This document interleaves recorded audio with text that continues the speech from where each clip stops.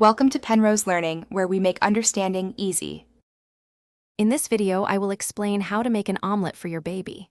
First, gather your ingredients. You'll need 1 large egg, 1 tablespoon of breast milk or formula, and a tiny pinch of finely chopped, cooked vegetables like spinach or carrots. Ensure all vegetables are very soft and mashed. This combination provides essential nutrients and a smooth texture, perfect for little ones. Now, let's prepare the mixture. In a small bowl, whisk the egg, breast milk or formula, and the finely chopped vegetables until well combined and slightly frothy. Next, heat a non-stick pan over medium-low heat with just a small amount of unsalted butter or a neutral oil. Pour the egg mixture into the warm pan, ensuring it spreads evenly.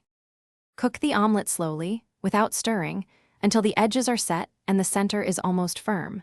This usually takes about 3 to 5 minutes. Once cooked, gently fold the omelet in half and carefully slide it onto a clean plate.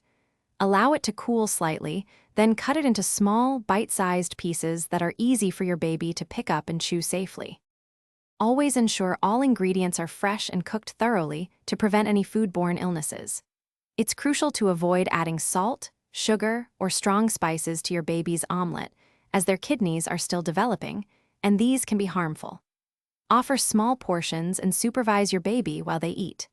Remember to check the description below for a fantastic book that can truly change how you think about money, as well as other helpful deals.